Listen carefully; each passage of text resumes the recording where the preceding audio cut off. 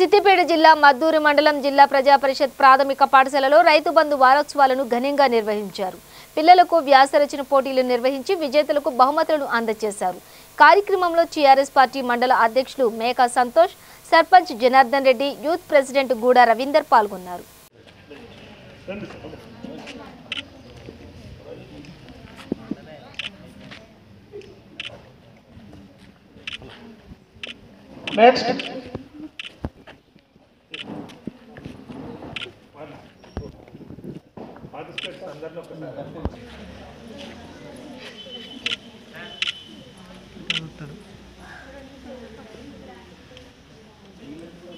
ఇట్లా రావాలి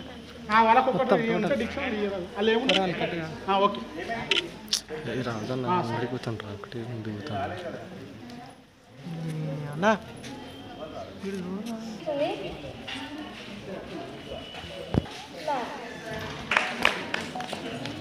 వచ్చుడో అనే ఉద్దేశంతో కేసీఆర్ అమరణ నిరాహార దీక్ష దిగితే ఇక్కడ ఉన్న ప్రతి ఒక్కరూ కేసీఆర్ వెంట ఉండి కొట్లాడి తెలంగాణను తెచ్చుకున్నాం.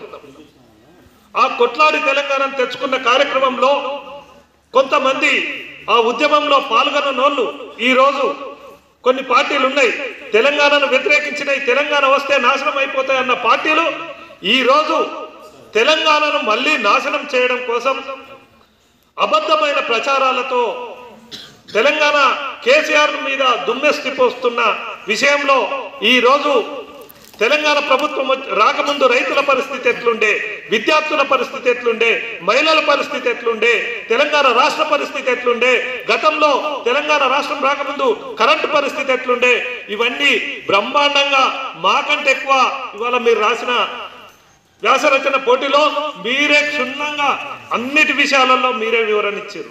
దాని గురించి మేము చెప్పనక్కర్లేదు. మన విద్యార్థులకు ఇదంతా తెలవాలనే ఉద్దేశంతో ఇవాళ రైతు బంధు పథకం ద్వారానే 50,000 కోట్లు రైతులకు ఇప్పటి వరకు తెలంగాణ ప్రభుత్వం టీఆర్ఎస్ ప్రభుత్వం వచ్చిన తర్వాత గౌరవ ముఖ్యమంత్రి కేసీఆర్ గారు 50,000 కోట్లను రైతు బంధు పథకం ద్వారా మన కుటుంబాలకు ఇవ్వడం జరిగింది. అమ్మాయి చెప్పింది, రైతు బంధు పథకం ద్వారా పెట్టుబడి సాయం ఇస్తే ఇవాళ వ్యవసాయం దండుగా జరుగుతుంది.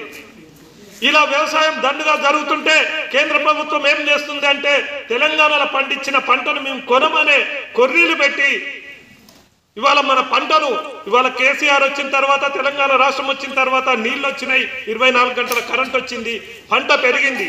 ఈ పంటను కొనమనే తొండి కొర్రీ పెట్టి తెలంగాణ వడ్లను కొనం, పంజాబ్ వడ్లను కొంటామనే ఉద్దేశంతో తెలంగాణ ప్రజలను తెలంగాణ రైతాంగాన్ని ఇబ్బంది పెట్టాలనే ఉద్దేశంతో కేంద్ర ప్రభుత్వం వ్యవహరిస్తున్న శైలికి మనందరికీ నాకంటే ఎక్కువ మీకు కూడా ఈ విషయాలు తెలుస్తున్నాయి కాబట్టి మేము ఉపన్యాసం ఇవ్వకుండా ఈ ఉద్దేశం రైతు బంధు 50,000 కోట్లు మన ఖాతాలలో జమైన సందర్భంగా సంతోషంగా వ్యాసరచన పోటీలు, రేపటి నుంచి ముగ్గుల పోటీలలో కూడా మీరందరూ పాల్గొనాలని కోరుకుంటున్నాం.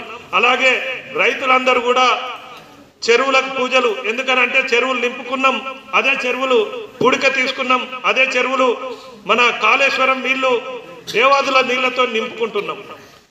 ఇట్లా ఎన్నో కార్యక్రమాలు చేసుకుంటున్నాం కాబట్టి ఆ కార్యక్రమాలను స్మరించుకోవాలని కోరుకుంటూ ఈ సమయం ఇచ్చిన వేదిక